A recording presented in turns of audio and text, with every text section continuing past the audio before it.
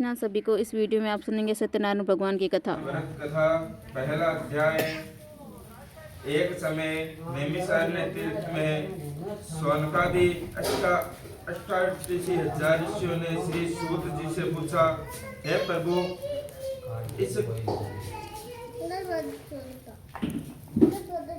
इस कलयुग में वेद विद्या रहित मनुष्यों को प्रभु भक्ति किस प्रकार मिलेगी तथा उनका उद्धार कैसे होगा।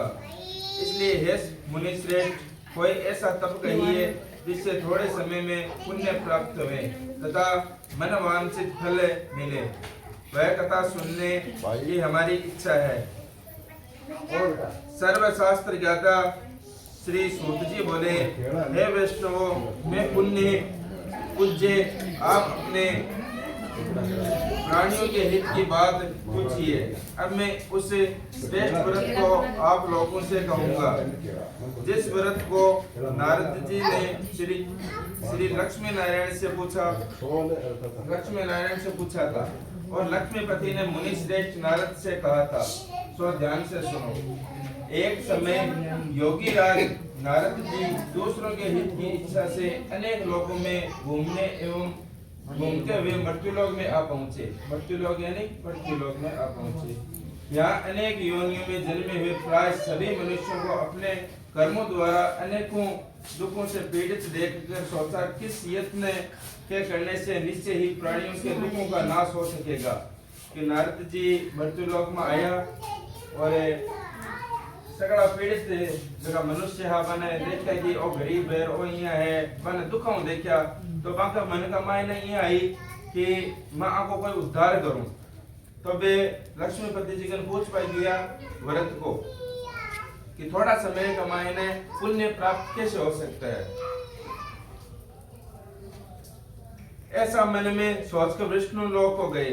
वहां श्वेत वर्ण और 4 भुजाओं वाले देवों के इस नारायण को देखकर, जिनके हाथों में शंख, चक्र, गदा और पद्म थे तथा वरमाला पहने हुए थे, स्तुति करने लगे, हे भगवान। नारद जी विष्णु भगवान के करने गया और विष्णु भगवान ने शंख, चक्र, गदा, पद्म देख कर और वरमाला के सुशोभित सुंदर रूप को देख कर स्तुति करने लगे, हे भगवान, आप अत्यंत शक्ति से संपन्न हैं। मन तथा वाणी भी आपको नहीं पा सकती। कि हे भगवान, आप सभी धन दौलत सब आप सुशिक्षित हो, संपन्न हो तथा आपकी वाणी भी मीठी है। आपका आदि मध्य अंत नहीं है। आपका न कोई अंत है, न कोई मध्य है, न कोई शुरुआत है। हो जगह सब आप ही हो। निर्गुण स्वरूप सृष्टि से के आदि भूमि व भक्तों के दुखों को नष्ट करने वाले हो। कि आप ही जन्म देवाल हो, आप ही मृत्यु के देव हो, आप ही सुख के दाता हो, आप ही दुख के दाता हो। आपको मेरा नमस्कार है कि मैं आपको नमन करता हूँ, दंडवत प्रणाम करता हूँ। नारद जी से इस प्रकार की स्तुति सुनकर विष्णु भगवान बोले, हे मुनि श्रेष्ठ, आपके मन में क्या है? आपका किस काम के लिए आगमन हुआ है? निसंकोच कहो। तब नारद मुनि बोले, मृत्युलोक में सब मनुष्य जो अनेक योनि में पैदा हुए हैं, अपने अपने कर्मों के द्वारा अनेक प्रकार के दुखों से दुखी हो रहे हैं। हे नाथ, मुझ पर दया रखते हो तो बतलाइए कि मेरे ऊपर। नारद जी कह रहे हैं कि मृत्युलोक का मायने मैं गियो हूँ भी जगह मनुष्य है, अलग अलग योनियों का मायने है। मनुष्य हो गया, आदमी के रूप में हो गया, जानवर के रूप में हो गया, वे सगड़ा आपके कर्मों के अनुसार दुख पाए गए हैं। अगर आप मेरे ऊपर कृपा रखते हो तो मुझे ये बतलाइए कि उन मनुष्यों के दुख थोड़े ही प्रयत्न में, थोड़े ही समय में दूर कैसे कर सकता हूं। हे नारद, मनुष्य की भलाई के लिए तुमने बहुत अच्छी बात पूछी है। विष्णु भगवान कह रहे हैं कि हे नारद मुनि, आप मनुष्य के हित के लिए जो प्रश्न पूछा है, ये बहुत ही हितकारी है, बहुत ही अच्छी बात है ये आपकी। जिस काम के करने से मनुष्य मोह से छूट जाता है, वह मैं कहता हूँ कि जिससे काम करसी वो मनुष्य वो काम करसी भी छूट जैसी बात है ना। बात बताऊं, सुनो। बहुत पुण्य देने वाला स्वर्ग तथा मर्त्यलोक दोनों में दुर्बल एक ही उत्तम व्रत है कि मर्त्यलोक में और स्वर्ग कमाईने एक ही व्रत यान को है जो थोड़ा ही समय कमाईने आपने पुण्य को प्राप्त हो जाए। आज मैं प्रेम वश होकर तुमसे कहता हूँ, सत्यनारायण का यह व्रत अच्छी तरह विधि पूर्वक करके मनुष्य आयुपंथ यहाँ सुख भोग कर मरने पर मोक्ष को प्राप्त हो जाता है। कि वो व्रत सत्यनारायण भगवान का व्रत है जो विधि पूर्वक करके अपनी आयु को पूरी करके सुख भोग कर मेरे पास मोक्ष के रूप में आ जाता है। श्री भगवान के वचन सुनकर नारद मुनि बोले कि उस व्रत का फल क्या है। नारद मुनि कह रहे कि ई व्रत न करबा को मारो फल काई मुझे। तो श्री भगवान के वचन सुनकर मुनि बोले कि इस व्रत का फल क्या है, क्या विधान है, क्या इसकी विधि है और किसने यह व्रत किया है। आज तक भाई कोई व्रत करो भी है क्या, और किस दिन यह व्रत करना चाहिए, कि कौन सा वार को या कौन सी तिथि को यह व्रत करना चाहिए, विस्तार से मुझे बताइए, पूरी विधि पूर्वक मैंने बताओ। भगवान बोले दुख शोक आदि को दूर करने वाला, धन धान्य को बढ़ाने वाला, सौभाग्य तथा संतान को देने वाला यह व्रत, सब स्थानों पर विजय करने वाला, भक्ति और श्रद्धा के साथ किसी भी दिन मनुष्य श्री सत्यनारायण की शाम के समय ब्राह्मणों को और बंधुओं के साथ धर्मपरायण होकर पूजा करें। भक्ति भाव से नैवेद्य केले का फल, घी, दूध और गेहूं का चूर्ण सवाया लेवें। गेहूं के अभाव में साठी का चूर्ण, शक्कर तथा गुड़ लें और सब भक्षण योग्य पदार्थ जमा करा के भगवान के अर्पण कर देवे। कि जी आप हमारे फल वगैरह मिठाई वगैरह चढ़ाइया हिसाब आपने पूजा हुए, बंधुओं से ब्राह्मणों को भोजन करावे, पश्चात स्वयं भोजन करे, नृत्य गीत आदि का आचरण करे, सत्यनारायण भगवान का स्मरण करते हुआ समय व्यतीत करे। कि जिस समय भी आपको उन्हें फिरता रहो तो भगवान सत्यनारायण का स्मरण करना चाहिए, वहां नाम लेना चाहिए। इस तरह व्रत करने पर मनुष्य की इच्छा निश्चय पूरी होती है। विधि पूर्वक हवन करके पूरी आप विधि करके आप कोई भी मन कमाई न चीज रखा तो अपनी इच्छा पूरी हो जावे।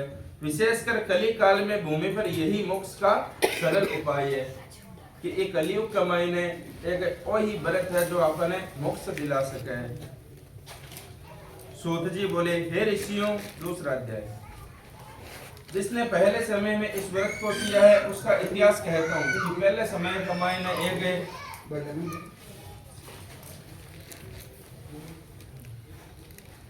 जगह पहला समय कमाई ने आपको पहले ही व्रत न करियो भी को मैं आपने इतिहास बताऊं, ध्यान से सुनो। सुंदर काशीपुरी नगरी में एक अत्यंत निर्धन ब्राह्मण रहता था। एक ब्राह्मण रहता गरीब आदमी, निर्धन मतलब गरीब ब्राह्मण रहता, वह भूख और प्यास से बेचैन हुआ नित्य पृथ्वी पर घूमता रहता था। कि भूख और प्यास हूँ, बेचैन रहता और पूरी पृथ्वी पर घूमते रहता। ब्राह्मणों से प्रेम करने वाले भगवान ने ब्राह्मण को दुखी देखकर बूढ़े ब्राह्मण का रूप धारण कर लिया। कि भी ब्राह्मण ने दुखी देखकर विष्णु भगवान खुद आप बूढ़ा रूप कमाई ने आए पृथ्वी पर और बिना दर्शन दिया।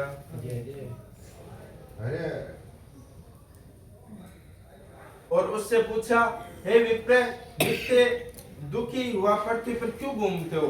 ब्राह्मण ने पूछा विष्णु भगवान की, हे ब्राह्मण, आप नित्य पृथ्वी पर क्यों घूमते हो।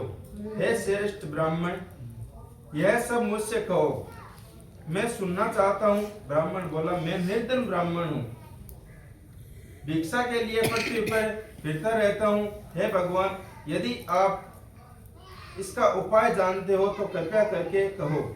वृद्ध ब्राह्मण बोला कि सत्यनारायण भगवान मनोवांछित फल देने वाले हैं, इसलिए हे ब्राह्मण, तू उसका पूजन कर, जिसके करने से मनुष्य सब दुखों से मुक्त होता है। ब्राह्मण को व्रत का सारा विधान बताकर बूढ़े ब्राह्मण का रूप धारण करने वाले सत्यनारायण भगवान अंतर्ध्यान हो गए। जिस व्रत को वृद्ध ब्राह्मण ने बतलाया मैं उसको करूंगा। वो ब्राह्मण आपको मन का मायने सोचा कि वो बूढ़ो ब्राह्मण मन की केर गियो वो व्रत में करसूं। यह निश्चय करने पर उसे रात में नींद भी नहीं आई। वह सवेरे उठे, सत्यनारायण के व्रत का निश्चय किया और पृथ्वी पर भिक्षा के लिए चला गया। उस दिन उसको भिक्षा में बहुत धन मिला, जिससे बंधु बांधवों के साथ उसने सत्यनारायण का व्रत किया कि रोजाना भिक्षा लेबा के लिए जातो हो तो बिने कुछ नहीं मिलतो।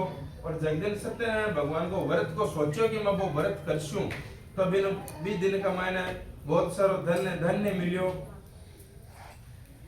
इसके करने से वह ब्राह्मण सब दुखों से छूटकर अनेक प्रकार की संपत्तियों से युक्त हुआ। कि वो ब्राह्मण इस व्रत न करिए, ये व्रत न करने के बाद का मायने वो सभी दुख मतलब छोड़कर सुखों का भोग करिए है और अनेक प्रकार की संपत्तियां जगह जगह प्लॉट ले रख दिया। उस समय से वह ब्राह्मण हर मास व्रत करने लगा कि हर साल वो ब्राह्मण व्रत करने लागियो। इस तरह सत्यनारायण भगवान के व्रत को जो करेगा वह सब पापों से छोड़कर मोक्ष को प्राप्त होगा। कि सत्यनारायण भगवान को व्रत करे वो सगला दुखों मोह माया छोड़ मोक्ष न प्रदान हुए। आगे जो पृथ्वी पर सत्यनारायण का व्रत करेगा वह मनुष्य सब दुखों से छूट जाएगा। इस तरह नारद जी ने नारायण का कहा यह व्रत तुमसे कहा। हे विप्रो मैंने अब और क्या कहूँ। ऋषि बोले हे मुनिवर संसार में इस ब्राह्मण से सुनकर किस किस ने ये इस व्रत को किया कि वो ब्राह्मण एक व्रत करियो बिन देख या बिन सुन कौन कौन ई व्रत ने करियो वो भी मैंने बतलाओ। हम सब वह सुनना चाहते हैं, इसके लिए हमारे मन में श्रद्धा है। सूत जी बोले हे मुनियों जिस एक ब्राह्मण धन और ऐश्वर्य के अनुसार बंधु बांधवों के साथ व्रत करने को तैयार हुआ, उसी समय एक लकड़ी बेचने वाला बूढ़ा आदमी आया और ब्राह्मण 12 लकड़ियों को रखकर ब्राह्मण के मकान में गया कि एक ब्राह्मण भी व्रत न कर रहे हो और एक लकड़हारो वो आप लकड़ियां 12 रखकर भी ब्राह्मण के घर में गयो। प्यास से दुखी लकड़हारा उसको व्रत करते देखकर ब्राह्मण को नमस्कार करने लगा कि वो ब्राह्मण है व्रत कर रहे हो भी अंदर घर कमाने गियो और बिने वो व्रत करके देखो तो देख कर बिन मन कमाने प्रसन्नता हुई कि खातर बिन ब्राह्मण ने नमस्कार करियो। आप ये क्या कर रहे हो। ब्राह्मण पूछा लकड़हारो कि आप ये क्या कर रहे हो और इसके करने से क्या फल मिलता है, कृपया करके मुझे भी बताओ। ब्राह्मण ने कहा सब मनोकामनाओं को पूरा करने वाला यह सत्यनारायण भगवान का व्रत है। इसकी ही कृपा से मेरे यहाँ धन धान्य आदि की वृद्धि हुई है। ब्राह्मण से इस व्रत के बारे में जानकर लकड़हारा बहुत प्रसन्न हुआ। चरणामत ले और प्रसाद खाने के बाद अपने घर को गया। लकड़हारे ने अपने मन में इस प्रकार का संकल्प किया कि आज ग्राम में लकड़ी बेचने से जो धन मिलेगा उसी से सत्यनारायण देव का उत्तम व्रत करूंगा। यह मन में विचार कर वह बूढ़ा आदमी लकड़ियां अपने सिर पर रखकर जिस नगर में धनवान लोग रहते थे वह ऐसे सुंदर नगर में गया।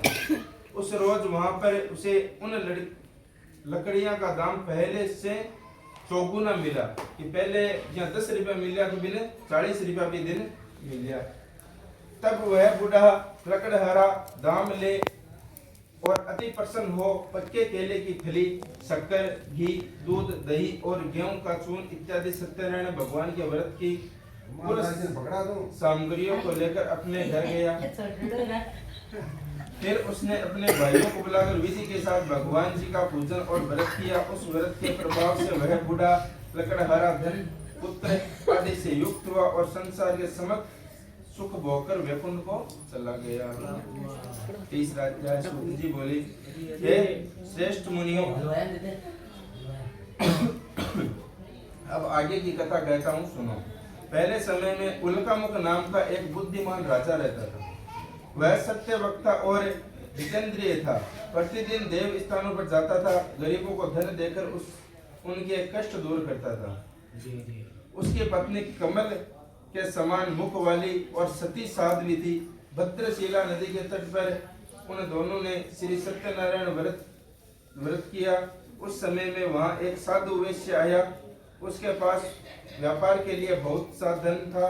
वह नाव को किनारे पर ठहरा कर राजा के पास आ गया और राजा को व्रत करते हुए देखकर विनय के साथ पूछने लगा, हे राजन, भक्ति युक्त चित्त से यह आप क्या कर रहे हैं?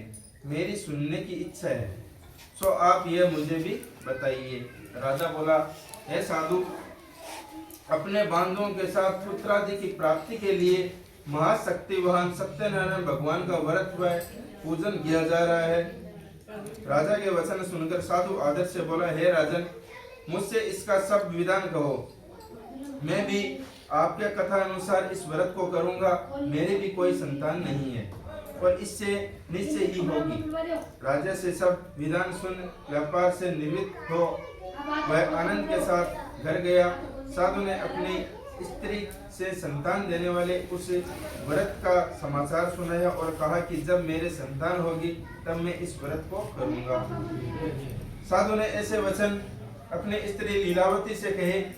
एक दिन उसकी स्त्री लीलावती पति के साथ आनंदित हो सांसारिक धर्म में प्रवृत्त होकर सत्यनारायण भगवान की कृपा से गर्भवती हो गई। इस वजन को ये व्रत को मन में कर पाऊं कि मैं और व्रत करशूं, ये मन में कर पाऊं ही बा स्त्री गर्भवती हो गई।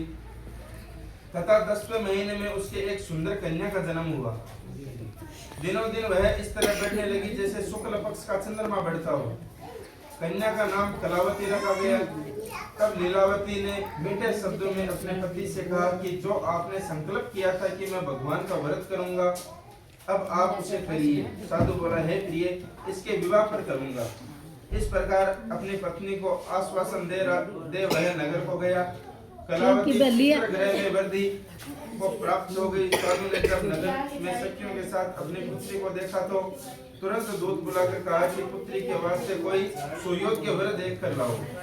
साधु की आज्ञा पाकर दूत कंचन नगर पहुंचा और वहां पर बड़ी खोज और देखभाल की कर लड़की के लिए सुयोग्य वाणी पुत्र को ले आया। उस सुयोग्य लड़के को देखकर साधु ने अपने बंधु बांधवों से प्रसन्नचित्त अपनी पुत्री का विवाह कर उसके साथ विवाह कर दिया। किंतु दुर्भाग्य से विवाह के समय भी उस व्रत को करना भूल गया। तब श्री भगवान क्रोधित हो गए और श्राप दिया, तुम्हें दारुण दुख प्राप्त होगा। अपने कार्य में कुशल साधु बनिया जमाता सहित समुद्र स्थित रत्नपुर नगर में गया और वहां दोनों ससुर जमाई चंद्रकेतु राजा के उस नगर में व्यापार करने लगे। एक रोज भगवान सत्यनारायण की माया से प्रेरित कोई चोर राजा का धन चुराकर भागा जा रहा था। किंतु राजा के दूतों का आता देखकर चोर ने घबराकर भागते हुए राजा के धन को वहीं चुपचाप रख दिया जहां वो ससुर और जमाई ठहरे हुए थे। जब दूतों ने उस साधु वैश्य के पास राजा के धन को रखा देखकर तो वे दोनों को बांध कर ले गए और प्रसन्नता से दौड़ते हुए राजा के समीप जाकर बोले, यह दो चोर हम पकड़ कर लाए हैं, देखकर आज्ञा दे। तब राजा की आज्ञा से उनको कठोर कारावास में डाल दिया गया और उनका सब धन छीन लिया। सत्यनारायण भगवान के श्राप द्वारा उनकी पत्नी भी घर पर बहुत दुखी हुई और घर पर जो धन रखा था वह भी चोर चुरा कर ले गया। शारीरिक मानसिक पीड़ा तथा भूख प्यास से अति दुखित हो अंत की चिंता में कलावती एक ब्राह्मण के घर गई। वहाँ उसने सत्यनारायण भगवान का व्रत होते देखा, फिर कथा सुनी तथा प्रसाद ग्रहण कर रात को घर आई। माता ने कलावती से कहा, हे पुत्री, अब तक कहाँ रही, वह तेरे मन में क्या है? कलावती बोली, हे माता, मैंने एक ब्राह्मण के घर श्री सत्यनारायण भगवान का व्रत करते देखा है। कन्या के वचन सुनकर लीलावती भगवान के पूजन की तैयारी करने लगी। लीलावती ने परिवार और बंधुओं सहित श्री सत्यनारायण भगवान का पूजन किया और वर मांगा कि मेरे पति और दामाद शीघ्र घर आवे। साथ ही प्रार्थना की, हम सबका अपराध क्षमा करो। सत्यनारायण भगवान इस व्रत से संतुष्ट हो गए और राजा चंद्रकेतु के स्वप्न में दर्शन देकर कहा, हे राजन, दोनों वैश्य को प्राप्त ही छोड़ दो और सब धन जो तुमने ग्रहण किया है दे दो, नहीं तो तेरा धन, राज्य, पुत्र आदि सब नष्ट हो जाएंगे। राजा से ऐसे वचन कहकर भगवान अंतर ध्यान हो गए। प्राप्त काल राजा चंद्रकेतु ने सभा में अपना स्वप्न सुनाया। फिर दोनों वाणिक पुत्रों को कैद से मुक्त कर सभा में बुलाया। दोनों ने आते ही राजा को नमस्कार किया। राजा मीठे वचनों से बोला, हे महामनुभावों, भावी वर्ष ऐसा कठिन दुख प्राप्त हुआ है, अब तुम्हें कोई भय नहीं है। ऐसा कहकर राजा ने उनको नए नए वस्त्र आभूषण पहनाए तथा उनका जितना धन लिया था उससे 2 गुना धन देकर आदर सहित विदा किया। दोनों वैश्य अपने घर को चल दिए। सूत जी बोले, वैश्य ने मंगलाचरण करके यात्रा आरंभ की और अपने नगर को चला। उनके थोड़ी दूर निकलने पर दंडी वेशधारी सत्यनारायण भगवान ने उससे पूछा, हे साधु, तेरी नाव में क्या है? अभिमानी वाणिक हंसता हुआ बोला, हे दंडी, आप क्यों पूछते हो? क्या धन लेने की इच्छा है? मेरी नाव में तो केवल बेल और पत्ते भरे हैं। वैश्य का कठोर वचन सुनकर भगवान ने कहा, तुम्हारा वचन सत्य हो। दंडी ऐसा कहकर वहां से दूर चले गए और कुछ दूर जाकर समुद्र के किनारे बैठ गए। दंडी के जाने पर वैश्य ने नित्य क्रिया करने के बाद नाव को ऊंची उठी देखकर अचंभा किया और नाव में बेल पत्ते आदि देखकर मूर्छित हो गए और जमीन पर गिर पड़ा। फिर मूर्छा खुलने पर अत्यंत शोक प्रकट करने लगा। तब उसका दामाद बोला कि आप शोक न करें, यह दंडी का श्राप है, अतः उनकी शरण में चलना चाहिए, तभी हमारी मनोकामना पूरी होगी। दामाद के वचन सुने वह दंडी के पास पहुंचा और अत्यंत भक्ति भाव से नमस्कार करके बोला, मैंने जो आपसे असत्य वचन कहे थे उनको क्षमा करो। ऐसा कहकर महान शोकातुर हो रोने लगा। तब दंडी भगवान बोले, हे वाणी पुत्र, मेरी आज्ञा से बार बार तुम्हें दुख प्राप्त हुआ है, तुम मेरी पूजा से विमुख हुआ। साधु बोला, हे भगवान, आपकी माया से मोहित ब्रह्मा आदि भी आपके रूप को नहीं जानते, तब मैं अज्ञानी कैसे जान सकता हूँ? आप प्रसन्न होइए, मैं सामर्थ्य के अनुसार आपकी पूजा करूंगा, मेरी रक्षा करो और पहले के समान नौका में धन भर दो। उसके भक्ति युक्त वचन सुनकर भगवान प्रसन्न हो उसकी इच्छा अनुसार वर देकर अंतर ध्यान हो गए। तब उन्होंने नाव पर आकर देखा कि नाव धन से परिपूर्ण है। फिर वह भगवान सत्यनारायण का पूजन कर साथियों सहित अपने नगर को चला। अब अपने नगर के निकट पहुंचा तब दूत को घर भेजा। दूत ने साधु के घर जाकर उसकी स्त्री को नमस्कार कर कहा कि साधु अपने दामाद सहित इस नगर के समीप आप गए हैं। ऐसा वचन सुन साधु की स्त्री ने बड़े हर्ष के साथ सत्यदेव का पूजन कर पुत्री से कहा, मैं अपने पति के दर्शन को जाती हूँ, तो कार्य पूर्ण कर शीघ्र आ जा। माता के ऐसे वचन सुनकर कलावती प्रसाद छोड़कर पति के पास गई। प्रसाद की अवज्ञा के कारण सत्यदेव ने रुष्ट होकर उसके पति को नाव सहित पानी में डुबो दिया। कलावती अपने पति को न देखकर रोती हुई जमीन पर गिर गई।